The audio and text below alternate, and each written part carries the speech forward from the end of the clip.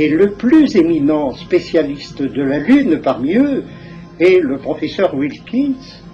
Wilkins a dit que l'on a remarqué la transformation de plusieurs cratères.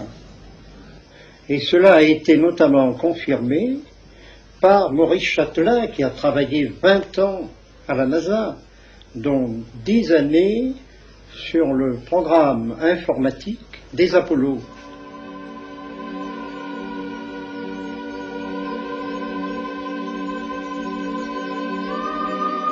Il dit en substance que l'on a vu des lumières énormes sur la Lune,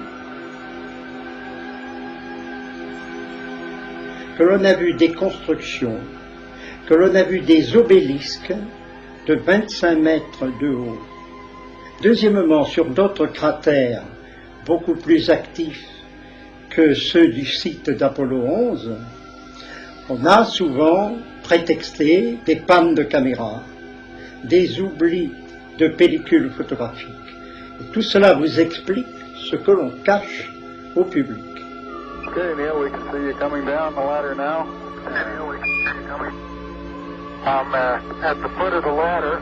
I'm going to step off the limb now. Mais Maurice Chatelain sait que la NASA a caché beaucoup de choses, mais il ne pouvait pas le dire auparavant, car il était encore en activité.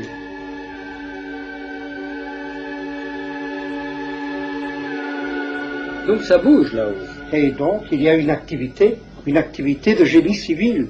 Je suis convaincu qu'il y a des extraterrestres là-haut. Mais enfin, pourquoi ignorons-nous tout cela? Ma réponse est que ce sont les gouvernements qui ont peur. Car la réponse des gouvernements est l'inverse. Nous cachons la vérité, disent-ils en coulisses, au peuple pour ne pas affoler les peuples. Et en fait, ce dont je suis persuadé, c'est que ce sont les gouvernements qui sont en pleine panique. Et voilà pourquoi ils le cachent. Mais, cher ami, la situation actuelle, politique et autres, dans le monde actuel, n'est-elle pas assez dramatique? Si les gouvernants ajoutent la vérité sur ce qui se passe sur la Lune, dans les océans, aux Bermudes, mais les êtres ne pourraient plus jamais regarder la Lune sans avoir peur que le ciel leur tombe sur la tête, comme disaient les Gaulois.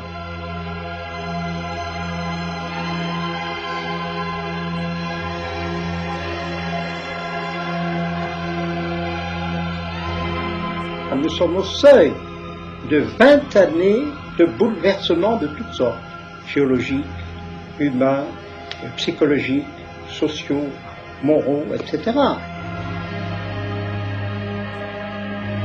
Même si la prédiction de Nostradamus, 1999, 7e mois, du ciel viendra un grand roi des frayeurs, se réalise, ce ne sera que pour le bien de l'humanité. Ce sera peut-être la mise en tutelle de l'humanité, mais quand on met en tutelle un enfant inconscient, ce n'est pas un développé des photos d'un ovni lors d'une opération secrète pour le compte du NORAD en 1969.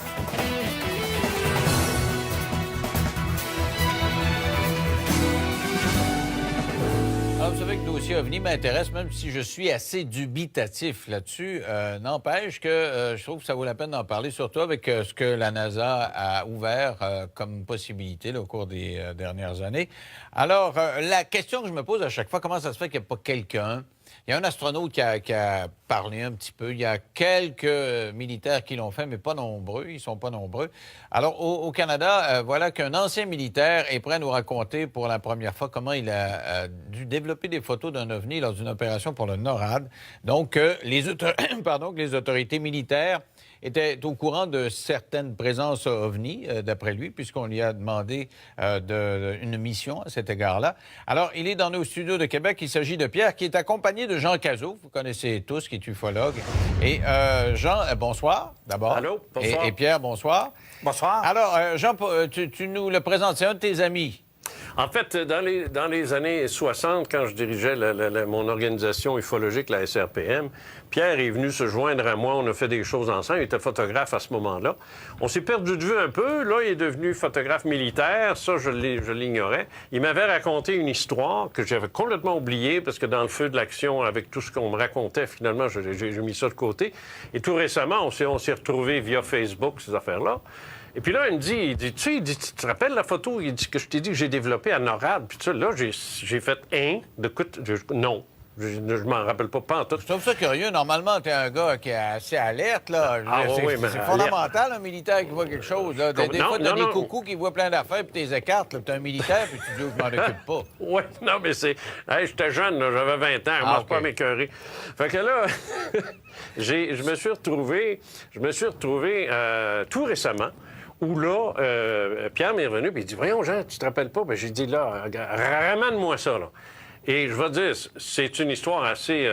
c'est assez époustouflant, là. C'est assez... Moi, je suis un peu soufflé. Et j'ai fait affaire avec un de mes partenaires aussi pour reconstituer la photo, parce que comme il va te le dire lui-même, c'est secret, cette affaire-là. Là. Mais alors, tu auras l'occasion de montrer ça aux gens. Alors, je te le présente sous son prénom. Il s'agit de Pierre, ex-militaire des Forces armées canadiennes. Et tu lui as conseillé de pas donner son nom de famille parce que tu dis tu vas te faire écœurer. C'est ce que c'est ça, ouais. Okay. Ouais. Bon, alors, Pierre, d'abord, vous étiez dans l'armée ou vous étiez photographe? J'étais photographe dans l'aviation. OK. Alors, qu'est-ce qui est arrivé? Racontez-moi, là. Vous étiez photographe et qui vous a demandé de prendre une photo? Pourquoi? Premièrement, la photo, c'est pas moi qui l'ai pris. OK. À 7 h du matin, j'ai reçu un téléphone à ma chambre, parce qu'on vivait comme célibataire en chambre, à 2 personnes. Et puis, on m'a demandé de rentrer aussitôt que mon déjeuner était fait, qu'on avait un gros travail à faire dans la journée. Donc, tout le monde se dépêchait à déjeuner pour rentrer au travail. Et c'est une fois rendu à la section de photographie de la base de North Bay qu'on nous a demandé, avec la police militaire qui était sur place, on se posait des questions, qu'est-ce qu'elle faisait là, puis on craignait un peu, parce qu'on est toujours sur une tension dans ce temps-là, quand la police est autour de nous autres, ce qui est normal un peu. Et puis, c'est à partir de là qu'on s'est aperçu que on avait quelque chose de réellement sérieux à faire. OK. Alors, ils vous ont donné la photo, et qu'est-ce qu'il y avait sur cette photo-là? Il y avait la photographie d'une soucoupe volante qui avait été prise, je dirais, par un photographe militaire, donc qui était sur un négatif 4x5 noir et blanc de film plus X que plusieurs personnes qui sont en photographie connaissent le matériel. Et puis, cette photographie-là était à hauteur d'arbres matures. Ils vous ont dit que c'était top secret. En partant, vous étiez très encadré. Il paraît qu'il y avait beaucoup de monde autour de vous, là. Tous les gens qui étaient dans la section étaient des gens classés secrets. Donc, 8 photographes, plus la police militaire, plus le capitaine de l'aviation qui était sur place, qui commandait. Alors, qu'est-ce qu'on vous demandait de faire? On nous a demandé d'aller en laboratoire. Pour moi, on m'a dit, vu que j'étais le plus jeune, dernier rentré, comme on dit, d'aller dans le laboratoire et de faire un test épreuve avec le négatif en question. Et j'étais accompagné de la police militaire qui surveillait tous mes mouvements, tous mes gestes, tout le papier que je pouvais utiliser et nous suivait à l'œil partout, même qui fouillait nos poches. Ah oui? Et c'était quoi le rapport avec NORAD? Parce que NORAD, c'est nord-américain, donc les Américains ont à voir là-dedans, là. Bien, premièrement, la base de North Bay, il y avait la défense nord-américaine qui était sur place, le souterrain qu'on appelle le SAGE, qui était à plusieurs centaines de pieds sous terre dans le granit cambrien. Était une base de défense de la NORAD avec tous les écrans radars sur place. Et puis, on avait même des militaires américains qui travaillaient dans la section photographie avec nous autres. À tous les jours, on les côtoyait. OK. Alors, ils vous ont demandé de faire plusieurs copies de ça. On a fait des milliers de copies. Et moi, c'est là que je suis un peu tombé de ma chaise et Jean va le comprendre parce que des fois, j'ai des doutes assez sérieux là-dedans. Faire des milliers de copies pour quelque chose qui est top secret, pour moi, c'est un peu antinomique, c'est un peu contradictoire. Tu ne fais pas des milliers de copies d'une photo si tu veux la garder secrète. Pour les militaires, c'est pas une question de quantité, c'est une question de d'être distribués à tous leurs spécialistes dans tous les départements de la NORAD à travers la planète. Mais là, s'il y a des milliers de personnes qui ont cette photo-là, moi, je connais assez la nature humaine parce que quand quelqu'un a un scoop, il nous appelle, puis nous autres, il nous donne des informations. Comment se fait que vous êtes le seul à avoir communiqué avec les médias? C'est des milliers de personnes qui ont vu cette photo-là. Là. C'est bien simple, c'est qu'on était classé secret.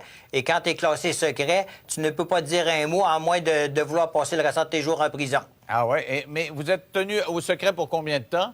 20 ans. Donc, ça fait plus que 20 ans. C'est pour ça que vous vous sentez libre de parler, puis il ne pourrait pas prendre de procédure contre vous? Je te dirais que la liberté, je l'ai compris du moment où je me suis dit, si mon patron hiérarchique, qui était l'ancien ministre de la Défense, Paul Hilliard, qui en parle ouvertement sur YouTube et sur différents Ben oui, j'ai médias. vu ça. Je me suis dit, est-ce que cet homme-là est en dépression? Je sais pas quoi, parce qu'il dit des choses quand même. Il dit des choses qui sont réellement vraies. Ah oui, c'est surprenant. En tout cas, je l'ai vu sur Internet, effectivement. C'était un homme en titre, effectivement. Alors, mais c'était quoi la photo? Qu'est-ce qu'il y avait? Vous me dites une soucoupe volante. C'est quoi? Qu'est-ce qu'on voyait? C'est un très bel appareil qui était photographié avec une qualité incroyable. Mais vous n'avez pas gardé de copie parce que c'était top secret, mais vous avez pu faire un espèce de croquis, là, tu sais?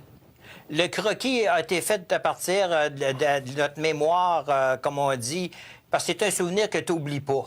Alors, je vais demander, Jean, de me décrire ça, parce que c'est sa tasse de thé. C'est quoi, ce Jean, ce qu'on voit là? Oui, alors, ce que tu as devant toi, c'est une reconstitution qui a été faite par mon partenaire, Jean Lavergne, de Digifilm. Alors, ce qu'il a fait, lui, c'est qu'à partir des informations fournies par Pierre, il a fait une première esquisse. Après ça, on a montré ça à Pierre. Il a dit « Ah non, il n'est pas le bon angle, il n'est pas dans le bon sens », puis ainsi de suite.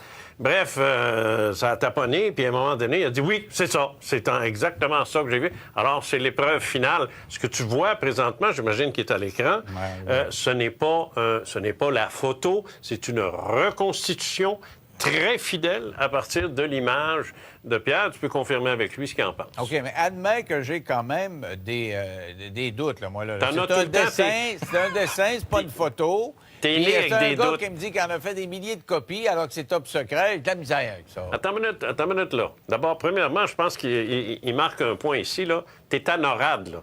C'est des dizaines et des dizaines de milliers de militaires, parce que c'est canado-américain, cette affaire-là. Là. C'est autant les États-Unis. C'est un réseau de surveillance. Et si tu regardes bien dans la dénomination de la base et de la définition de tâche de NORAD, surveiller tout vaisseau aérien et ainsi de suite. Alors, je dis, ça rentre en plein dans leur cahier de charge d'avoir sous les yeux l'appareil en question. Et j'imagine que ceux qui ont eu... Ça, je comprends, mais c'est le secret avec des milliers de copies de la misère avec ça. On va faire une pause. Retour, tu fais un lien, toi, avec un cas dont tu as déjà parlé dans tes livres, dont tu m'as déjà parlé. Oui. On va essayer de comprendre après la pause en 3 minutes. Avec moi, Jean Cazot, qui est accompagné de son ami Pierre, un ex-militaire qui était photographe dans des installations de NORAD et qui dit avoir fait des copies d'une photo qui avait été prise éventuellement par un photographe militaire d'une soucoupe volante. Alors, avec moi, Jean Cazot. Jean, tu fais un lien avec ce qu'on a appelé l'incident du lac Falcon. Oui, moi, je fais un lien avec ça, avec Saint-Jean-d'Iberville, avec plusieurs autres dossiers. Je t'explique rapidement, là. D'abord, premièrement, ce que Pierre vient de raconter, ça s'est passé en 1969. Ça, faut pas le perdre de vue, ça. Alors, dans ces années-là, moi, les cas que je ramassais, les cas que j'étudiais, parce que j'étais en plein dans ça, là, moi, je commençais ma carrière, là, ce qui est intéressant, puis ce qui m'a frappé, c'est la description que les gens faisaient de leur ovni ou de leur objet, et qui est tout à fait similaire à ça, incluant les 3 pods qui y a en dessous. Alors, les espèces de renflements que tu as sous la coque, ça, c'était fréquent. Ça, c'est quelque chose que... Il faut quasiment être là-dedans là, pour savoir ça. T'sais. Alors moi, j'ai trouvé ça bien intéressant qu'il y ait eu ces 3 pods-là sur lesquels les objets se posaient. Un l'a fait à Falcon Lake, au Manitoba, en 1967, où un prospecteur minier l'a vu, l'a touché, est sorti de là irradié, brûlé au 3e degré. Ça a été toute une histoire. C'est d'ailleurs la seule histoire d'OVNI qui s'est retrouvé à la Chambre des communes versus Léo Cadieux, qui plus tard est devenu gouverneur général. Il a même essayé en tant que gouverneur général d'en savoir plus. Ça a été impossible. C'est pour te dire jusqu'à quel point Pierre avait raison quand il parlait du secret. On dit qu'il aurait été brûlé. Là, on voyait des cicatrices sur son corps, là, et qu'il y aurait eu des traces de feu. Mais moi, je regardais un petit peu là, sur Internet. Les enquêteurs ont des doutes parce qu'il paraît qu'il a changé souvent de version. Et puis que c'était un gars qui était pas nécessairement fiable. Alors, leur hypothèse, c'est que il se serait infligé lui-même ces brûlures-là, puis parce que le site était un peu radioactif, il aurait répandu du radium autour pour que ça allait radioactif. Tu vois, c'est la raison pour laquelle je veux pas que Pierre donne son nom, parce qu'il va se faire écœurer par des niaiseries pareilles, par des gens qui sont sceptiques, qui comprennent rien, puis qui veulent pas comprendre. Alors ça, je veux dire, l'affaire Michalak, je regrette, c'est autrement plus sérieux que ce que ces sources-là sont en train de t'indiquer. Il y a Saint-Jean-d'Iberville qui s'est passé en 1971. Ça, c'est en 1971. C'est un dossier sur lequel j'ai travaillé, près de l'école de Kingston, pour les militaires, encore une fois. Et là, c'est un autre vaisseau qui s'est posé, ovale, la même chose, la même forme, avec la fenêtre là, qu'on peut voir sur la photo aussi, tous les mêmes détails. Et ça, c'est en 71. Alors, c'est un peu comme si tout ce qui s'est passé dans ces années-là, c'était très actif. Il ne faut pas oublier qu'au Canada, il y avait à ce moment-là Space, ça vient de me revenir, je vais oublier le nom. En tout cas, c'était à l'Université de Toronto, il y avait une organisation qui étudiait le phénomène OVNI. Il y avait Roy Tennyson, à qui j'ai parlé il n'y a pas tellement longtemps, et qui m'a dit, vous savez, M. Cazeux, on partait de Toronto, on s'en allait au Pentagone, on s'en allait voir des photos d'OVNI, un peu comme celle de Pierre. Puis il dit, quand on voyait ça, il dit, premièrement, pas question de toucher à ça, de faire des copies ou à ça. Il dit, on revenait, parce que tu te demandais tout à l'heure où allaient les milliers de photos. Là, ça commence à faire du sens. Il dit, là, on revenait à Toronto, puis il dit, mon patron, Gordon Patterson, je n'avais même pas le droit de lui décrire la photo. Puis c'était son patron. C'est pour te le savoir. Alors, c'est ça. Non, il n'a pas le droit de le dire. Il n'a pas le droit de le dire. Et c'est sûr que ça se passait en 71. Mais aujourd'hui, en 2014-2015, il a pu me le dire, un peu comme Pierre le disait, après 20 ans, 30 ans, 40 ans. Comment ça fait que dans ces années-là, il semble y avoir eu un tas de visions, et aujourd'hui, on n'en voit plus. Puis on est à un siècle où tout le monde a des cellulaires. Alors, s'il y en avait, on te filmerait ça, on aurait des quantités industrielles de photos puis de films vidéo, puis on aurait les marchiens Il y en a, Denis, il y en a une tonne. C'est parce qu'il faut se donner la peine d'aller voir. Ils n'en voient pas. Mais ça peut être. C'est parce qu'il faut chercher. Mais non, mais tu sais, quand tu vois une petite boule, là, loin, toute grise, là, puis dans la boucane, moi, je te parle d'une vision aussi réelle que ta photo. Il n'y a pas personne qui le montre. Non, mais c'est parce que, tu sais, je veux dire, moi, je sais pas, là, je peux pas parler pour les gens, mais je peux te dire une chose, il y en a. Maintenant, le problème avec l'argentique, c'est que le numérique, c'est-à-dire, c'est que c'est de la pixelisation, c'est pas un négatif avec lequel tu peux travailler comme je le faisais dans le temps, puis essayer de voir ce que c'est, puis si c'est vrai, c'est pas vrai. Il va être le premier à te le dire. En tant que photographe, c'est plus facile de travailler sur un négatif que sur un maudit écran, d'autant plus que ça peut être une photo refaite, puis refaite, puis refaite, puis refaite. Alors, ça OK. Alors, Pierre, est-ce que ça vous a ébranlé, vous, de voir ça, là, que quand c'est quelqu'un en titre, là, c'est un haut gradé qui vous donne cette photo-là, qu'est-ce que ça vous fait? Comment vous vous sentez à ce moment-là? Là? Premièrement, sur le coup, oui, ça m'a un peu ébranlé, mais par contre, je te dirais, l'année d'avant, lorsque j'étais au camp Borden sur mon cours de photographe, j'étais sorti sur le pouce, parce que j'avais pas de voiture, j'avais 20 ans, et puis j'étais allé me promener dans la ville de Barrie, parce que j'avais entendu parler que la police de l'Ontario avait eu une vision d'un ovni sur le bord du lac Simcoe. Ils m'ont dit, oui, pas de problème, tout est sur le télétape, t'as juste à le copier. Que je me suis assis devant le télétape, j'ai tout copié. D'ailleurs, j'avais envoyé à Jean une copie du document, et je suis revenu le lendemain. Il n'y avait plus rien, puis ça n'avait jamais existé. Sauf que moi, j'avais déjà copié le texte qui était là. Mais ça n'avait jamais existé. C'était tout dans ma tête. Alors, si vous voulez, on va faire une pause. Et puis, je vous demanderai à tous les deux si vous avez confiance en Mme Clinton. Si elle se fait élire, si elle va faire la lumière là-dessus. Elle a encore parlé de ça dans cette campagne des primaires. On en parle dans 3 minutes après la pause. Avec moi, Jean Cazot et son ami Pierre, qui a traité des photographies il y a plusieurs années pour le compte du NORAD, une photo qui montrait une soucoupe volante, d'après Pierre. Alors, Jean, si c'est vrai tout ça, le Pentagone, qui a des documents secrets, NORAD, qui a des documents secrets. Bill Clinton, quand il était président, il dit qu'il a demandé ça, puis il n'y a pas grand monde qui a donné beaucoup de preuves. Mme Clinton, interrogée là-dessus encore dans les primaires, dit je vais en demander des preuves.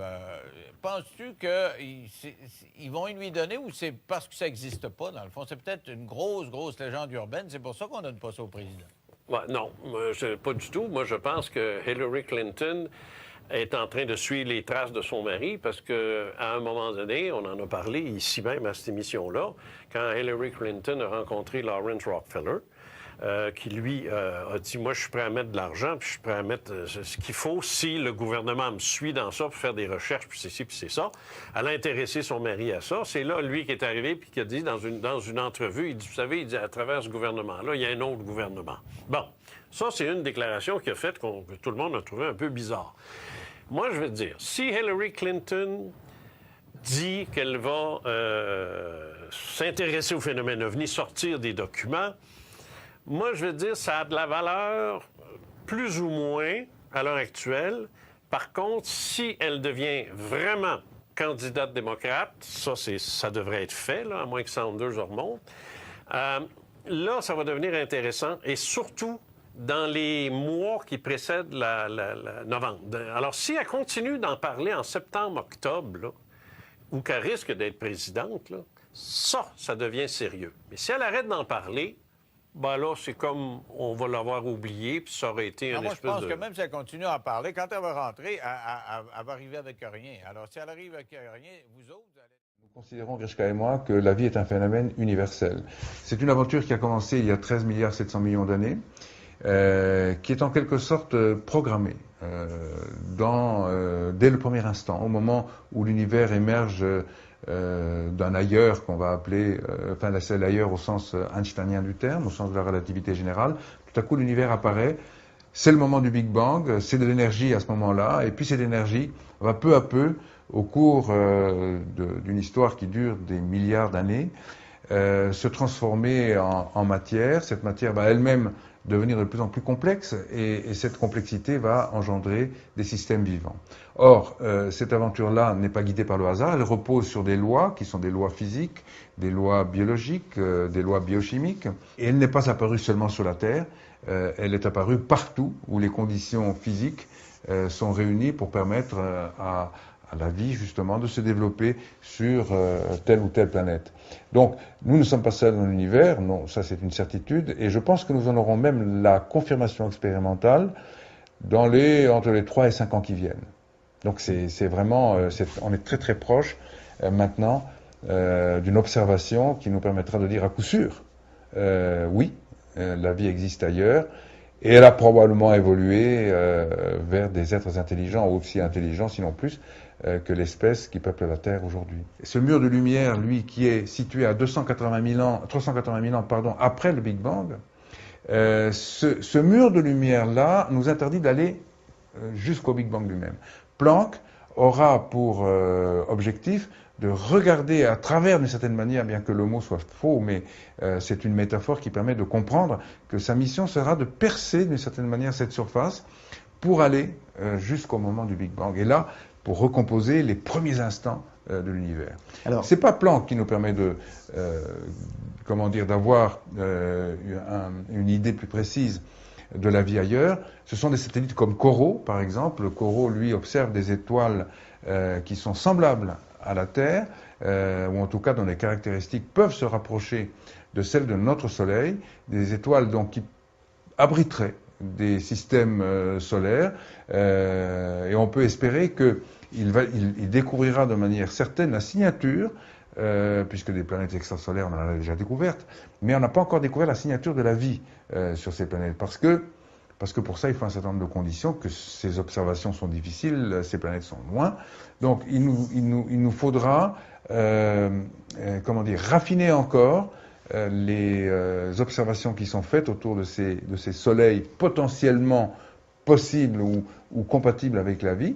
Et à partir de là, je pense qu'en effet, dans les 5 ans, on aura la confirmation certaine que nous ne sommes pas seuls dans l'univers. Les membres de la tribu Watusi, par exemple, sont très grands. Chez eux, la taille moyenne de la plupart des hommes approche les 2,10 m. Ils sont vraiment immenses. La Bible fait référence à des gens encore plus grands qui auraient vécu dans les temps anciens, comme le rappelle le rabbin Yitzhak Marmonstein du Centre d'études juives de Vancouver au Canada. Il y a des références très claires et très cohérentes dans la Genèse, dans les Nombres et dans le Deutéronome à des êtres géants qui auraient existé avant le déluge.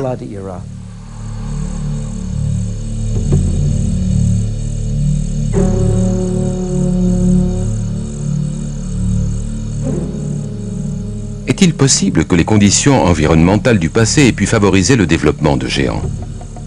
Nous savons bien sûr, d'après des éléments fossiles, que certaines espèces, comme les dinosaures, pouvaient se développer jusqu'à atteindre une taille considérable.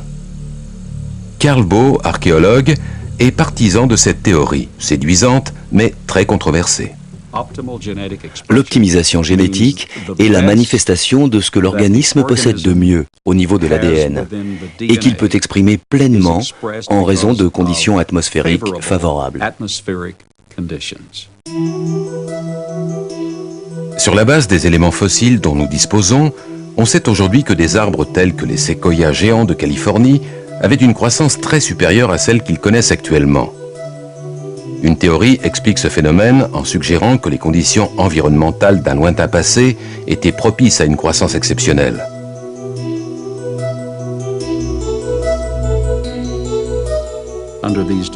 Dans ces conditions, les plantes et les animaux vivaient plus longtemps et étaient beaucoup plus grands. C'est précisément ce que nous constatons avec les fossiles. Les plantes avaient une bien meilleure croissance, de même que tous les organismes vivants. Aujourd'hui, nous avons des animaux qui représentent une stature de 2,40 m à 2,70 m, alors que leurs ancêtres mesuraient entre 4,80 m et 6 mètres. Regardez le cas d'un insecte comme la libellule. Aujourd'hui, une libellule a une envergure d'environ 10 cm. Dans les fossiles retrouvés, son ancêtre, le Meganeuropsis, présentait une envergure de 1,50 m. Dans le passé, tout était plus grand. Je pense que dans de meilleures conditions atmosphériques, les gens vivaient non seulement plus longtemps, mais étaient également plus grands. De nos jours, les géants et les dinosaures ne pourraient pas exister comme dans le passé, simplement parce que les conditions atmosphériques ne le permettraient pas.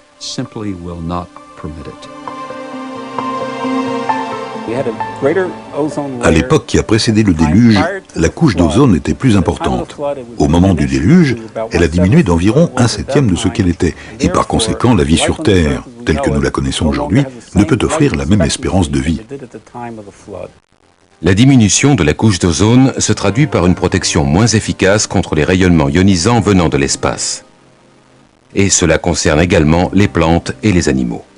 Je m'intéresse aux conditions originales de la Terre. Et après 35 ans de recherche dans ce domaine, j'ai tenté de reconstruire le contexte initial. Pour ce faire, j'ai demandé à nos ingénieurs de construire une biosphère permettant de doubler la pression atmosphérique, d'augmenter l'énergie électromagnétique, ainsi que le taux d'oxygène, sans aller jusqu'à la toxicité, afin d'éliminer les rayonnements ultraviolets et autres. Les expériences que nous avons menées se sont révélées très intéressantes.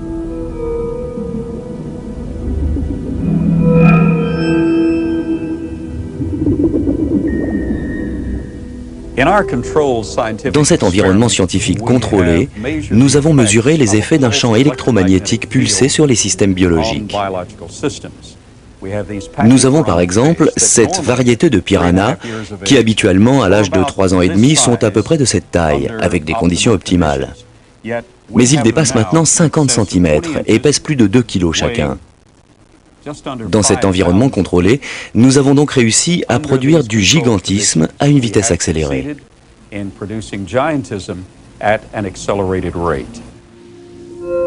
À première vue, ces recherches paraissent assez convaincantes. Le problème, c'est qu'aucun scientifique n'a été en mesure de les reproduire. Les conclusions qu'on peut en tirer semblent indiquer clairement que des êtres gigantesques ont existé à un moment donné et qu'au fil de l'histoire humaine, avec les modifications physiologiques, émotionnelles et spirituelles qui sont intervenues, Ceux de ces êtres qui ont survécu semblent avoir hérité d'un patrimoine génétique de plus en plus restreint. Mais la possibilité que l'humanité ait emprunté d'autres voies semble explicitement indiquée dans la Bible.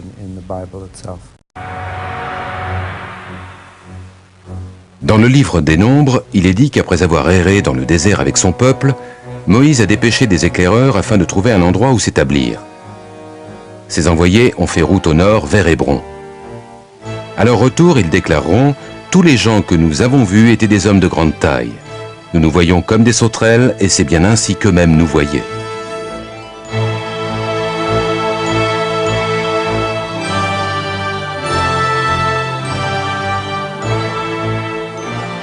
Les tribus ont poursuivi au nord-est jusqu'au mont Séhir que l'on appelle aujourd'hui Pétra en Jordanie. Ici également, comme l'affirme la Bible, vivaient des géants. Partout, les envoyés de Moïse vont trouver des traces d'hommes gigantesques.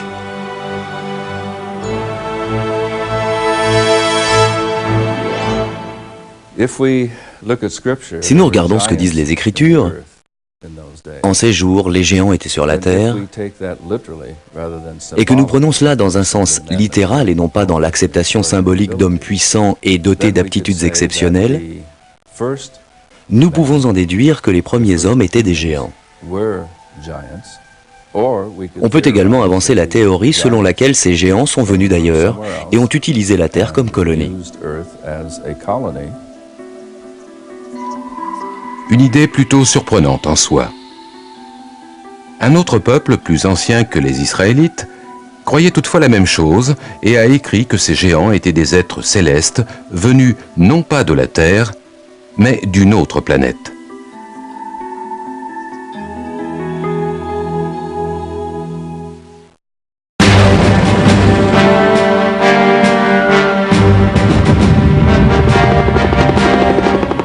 Nous sommes ici en Irak, un pays qui a beaucoup souffert de la guerre.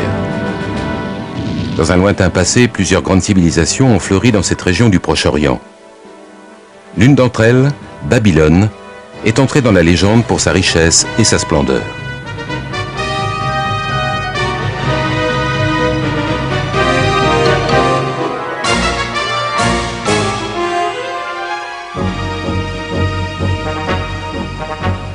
Mais longtemps avant Babylone, il y a 5 ou 6 000 ans, une autre civilisation remarquable a vu le jour dans ce qui est aujourd'hui l'Irak. Les Sumériens possédaient une culture exceptionnellement avancée. La liste de ce qu'ils ont créé ou inventé n'a rien à envier à nos sociétés modernes. Ils ont mis en place le premier système politique à 2 assemblées, le premier système scolaire, et l'on pourrait citer des tas d'autres choses. Il faut donc se demander où ont-ils pris toutes ces idées. Je pense qu'il faut se tourner vers les anciens Sumériens eux-mêmes et écouter attentivement ce qu'ils ont à nous dire, et qu'ils ont répété à maintes reprises. À savoir que leur civilisation leur avait été enseignée par des êtres descendus sur Terre depuis le ciel. Ils les appelaient Anunnaki. Dans le ciel. C'est faux. Ce qu'il a vu, c'était une aile delta, presque comme un avion furtif. L'appareil qui s'est écrasé à Roswell n'était pas une soucoupe volante, c'était un croissant volant. Les ailes volantes d'aujourd'hui sont les descendantes directes de l'aile volante modifiée qui s'est écrasée à Roswell. Dans une aile volante, le fuselage et les ailes ne forment qu'une seule pièce, créant ainsi un avion uniforme. Même si elles ont une portance supérieure et une moindre consommation de carburant, l'histoire a prouvé qu'elles étaient difficiles à manœuvrer. En 1944, les Allemands produisent une aile volante à réaction, mais la pression de la guerre a empêché ses créateurs de corriger les nombreuses difficultés techniques. L'armée de l'air américaine avait un projet d'aile volante, mais il a été arrêté en 1948 quand le crash d'un vol test a tué 2 pilotes et 3 ingénieurs.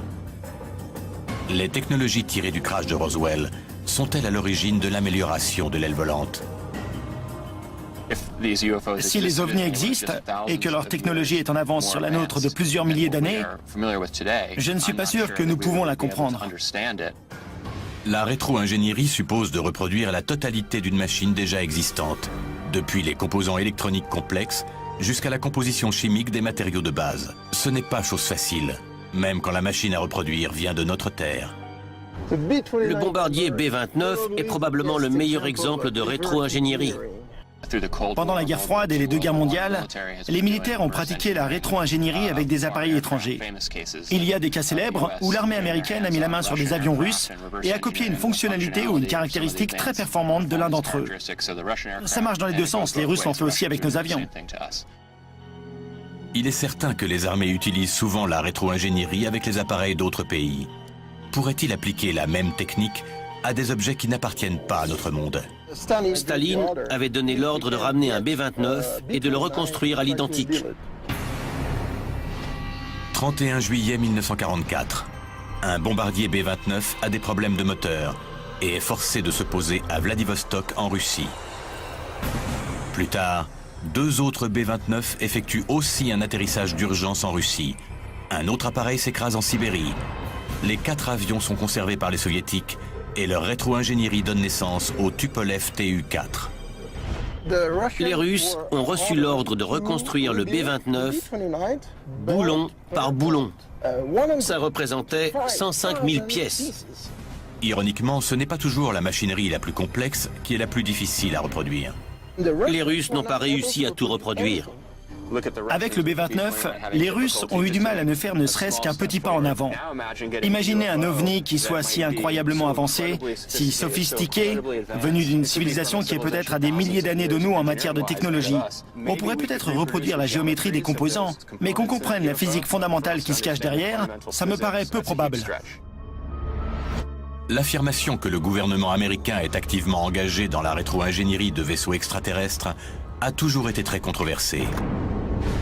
Mais récemment, de nouveaux documents sont apparus, de prétendues preuves photographiques et écrites de la rétro-ingénierie de technologies extraterrestres. Des preuves, enfin, ou quelque chose d'autre?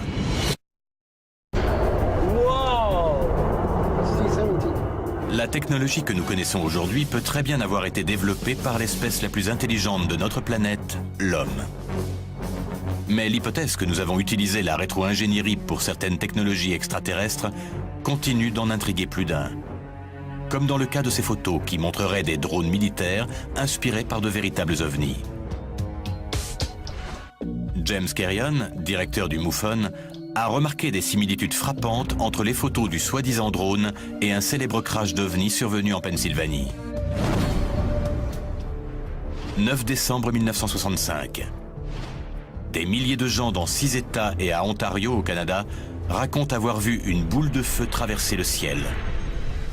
De nombreux appels de témoins ont été enregistrés et existent encore aujourd'hui. Une énorme boule de feu blanche a traversé le ciel. Il y avait un objet dans le ciel 2 minutes avant 5 heures. Des débris métalliques tombent dans le nord de l'Ohio et l'objet crée plusieurs bangs supersoniques dans l'ouest de la Pennsylvanie. Selon des témoins, il finit par toucher le sol dans la forêt, non loin de Kecksburg, à une 50aine de kilomètres au sud-est de Pittsburgh, en Pennsylvanie. Les pompiers locaux se précipitent sur les lieux, mais une unité de l'armée a déjà sécurisé la zone. On raconte que les soldats ont emmené le mystérieux objet dans un lieu tenu secret, qui pourrait être la base aérienne de Dayton, dans l'Ohio. L'explication officielle est qu'une météorite s'est écrasée. Mais de nombreux témoins et journalistes sont convaincus que c'était en réalité un ovni et qu'il aurait joué un rôle clé dans le programme de rétro-ingénierie de l'armée américaine. Si on regarde les témoignages de ceux qui ont vu l'objet de Kecksburg, ils l'ont vu faire un changement de trajectoire de 25 degrés, comme s'il était contrôlé par une intelligence quand il est tombé. Les témoins disent aussi que l'appareil trouvé sur le sol était intact. Il avait creusé une tranchée sur son passage et cassé quelques arbres. Il a été enlevé par les militaires qui l'ont chargé sur un camion et l'ont emmené hors de la zone. Les recherches de James Carrion ont révélé que de nombreux témoins du crash de Kecksburg ont rapporté avoir vu d'étranges symboles sur la base de l'OVNI. Lorsque la ville a érigé un monument pour l'objet qui s'était écrasé, Les symboles ont été recréés. 40 ans après le crash, on retrouve ces mêmes symboles dans un autre contexte. Vous voyez la corrélation entre les symboles sur le drone et ceux qu'on a vus sur l'appareil de Kecksburg. Si les documents du Carrette sont authentiques, cela signifie que le gouvernement pourrait passer par des entreprises privées pour la rétro-ingénierie. Les sociétés privées constituent un gros avantage, car elles ne sont pas tenues de respecter l'accord sur la liberté d'information. Les objets que l'on voit sur ces photos ne collent pas du tout avec la physique aéronautique. Par exemple, la répartition de la masse du centre de gravité ne va pas du tout. Un appareil comme celui-ci ne pourrait absolument pas voler à grande vitesse. Ce qui me fait penser qu'il y a une sorte de technologie miracle qui dépasse tout ce que nous connaissons aujourd'hui. Peut-être qu'il s'est enveloppé d'un champ de force qui lui donne son aérodynamisme. Ce n'est qu'une spéculation, mais il est très important de prendre en compte les lois de la physique. Vous avez pu les analyser ? Oui, ce sont les images des drones. Le docteur Bruce McCabe est un physicien optique de la marine américaine, spécialisé dans l'analyse d'images. Lui et Ted Ackworth analysent ensemble les photos des drones. Ces photos ont été publiées sur Internet. Ce qu'on remarque tout de suite, c'est que ce ne sont pas des structures aérodynamiques. Non, pas du tout. Si c'est un véritable appareil qui vole réellement, c'est grâce à des moyens extraordinaires. Il pourrait être extrêmement léger et rejeter de l'air vers le bas. Il apparaît immédiatement que si ces appareils sont réels, ils défient les lois de l'aérodynamique conventionnelle. Pour voler, ils doivent utiliser une méthode de propulsion et de portance inconnue. Dans tous les autres cas, la qualité des images est plutôt mauvaise. Dans le cas de ces drones, on a ce qui semble être, pour une fois, des photos numériques bien exposées. Attendez, il manque des pièces sur l'appareil. Elle a été prise avant ? McCabe remarque qu'une des premières photos prises en mai 2007 diffère d'une photo prise un mois plus tard. L'image la plus récente montre un appareil bien plus développé. Elle a été prise avant ? Je savais bien que c'était une version plus évoluée. Vous voulez dire que cette série de photos montre une progression dans les caractéristiques de l'appareil ? On voit bien comment était la version initiale. Il y a les pics qui remontent, le corps en forme de donut, une sorte de queue à l'arrière et un bras qui part sur le côté. Sur les images suivantes, on voit d'autres composants. Et cela signifie que soit l'appareil déploie réellement d'autres équipements, soit quelqu'un a construit un modèle informatique et le complexifie au fur et à mesure des photos. Tout ce qu'on a trouvé dans cette affaire Isaac, avec ces drones, c'est très intéressant. Mais tout repose sur le témoignage d'un dénommé Isaac. Il me faut des preuves pour y croire. Il faut qu'on approfondisse les recherches pour savoir si tout cela est réel. C'est vrai ou c'est un canular ? La quête de la vérité ne fait que rajouter du mystère à cette énigme. Ces photos prétendument prises en Californie en 2007 montreraient un appareil issu de la rétro-ingénierie effectué à partir de technologies extraterrestres. Même si les documents du Carrette disent que la rétro-ingénierie est confiée à des entreprises privées, de nombreux ufologues pensent que si elle existe vraiment, elle est pratiquée dans des bases militaires très sécurisées. J'ai pas mal de documents qui parlent de bases souterraines et de leurs liens avec la rétro-ingénierie. Le dossier comprend un briefing top secret de 1952 destiné au récemment élu président Dwight Eisenhower et qui depuis a été déclassifié. Il y a écrit « Document top secret ». Il est destiné au président Eisenhower et dit que le crash de Roswell était bien réel et que l'épave du vaisseau a été emmenée dans plusieurs lieux, dont probablement la zone 51. Deux noms sont aujourd'hui synonymes de rétro-ingénierie. Dulce Mesa au Nouveau-Mexique et la zone 51. De nombreux scientifiques et ingénieurs qui ont travaillé sur la zone 51 ont rapporté une activité suspecte sur le site. Robert Lazar a prétendument fait partie des gens à qui on a demandé de venir dans la zone 51 pour donner leur avis sur la façon de reproduire par rétro-ingénierie les systèmes de propulsion de tous les vaisseaux conservés là-bas. Robert Lazar réapparaît au début des années 1990. Il affirme avoir travaillé comme ingénieur pour la rétro-ingénierie dans la zone 51 sur des vaisseaux extraterrestres capturés. J'ai là l'histoire d'un Bill Uhouse, ingénieur en mécanique à la retraite de Las Vegas, qui dit qu'il a travaillé avec une EBE, une entité biologique extraterrestre. Entité biologique extraterrestre, c'est ça. On prétend qu'il existe une autre base impliquée dans la rétro-ingénierie sous la ville de Dulce, au Nouveau-Mexique. Dulce est une base militaire très secrète située sous terre. Selon les ingénieurs miniers de l'armée américaine, cette zone est celle qui comporte le plus de tunnels au monde. Depuis les années 1940, on a creusé des tunnels dans ces États. Dulce est l'un d'entre eux. Je sais qu'il y a des bases souterraines enfouies très profond pour être protégées, par exemple, d'une attaque nucléaire. Mais est-ce que c'est dans ces bases qu'on fait de la rétro-ingénierie? Je n'en suis pas sûr. Un sujet entouré d'un tel secret est une cible de choix pour les auteurs de canulars. Et les possibilités de modification des images numériques rendent leur tâche encore plus facile. Ce qui ne veut pas dire pour autant que ces photos sont fausses. Ted a rendez-vous avec un spécialiste de l'image numérique, Phil Crescenzo, dans son atelier d'Agoura, en Californie. Ils vont analyser les photos du drone. On dirait que la lumière qui éclaire cet objet vient de cette direction. Je ne suis pas sûr que ce soit la même que celle du poteau téléphonique. Je dirais que c'est trompeur. Phil remarque que les photos montrent tout l'appareil venant ou allant vers une zone boisée. Mais il ne passe jamais par-dessus. Aucune de ces photos ne montre le vaisseau derrière les arbres. Quelqu'un qui voit un truc comme ça le prend en photo en continu. Et il y en a forcément une ou deux avec plus de feuillage. Il est beaucoup plus facile d'intégrer un élément quand on a toutes ces lignes droites que si on essaie par exemple de le mettre derrière des feuilles. Dans toute la série, il n'y en a pas une où le vaisseau est derrière quelque chose. Soit c'est un montage très bien fait, soit c'est une vraie photo.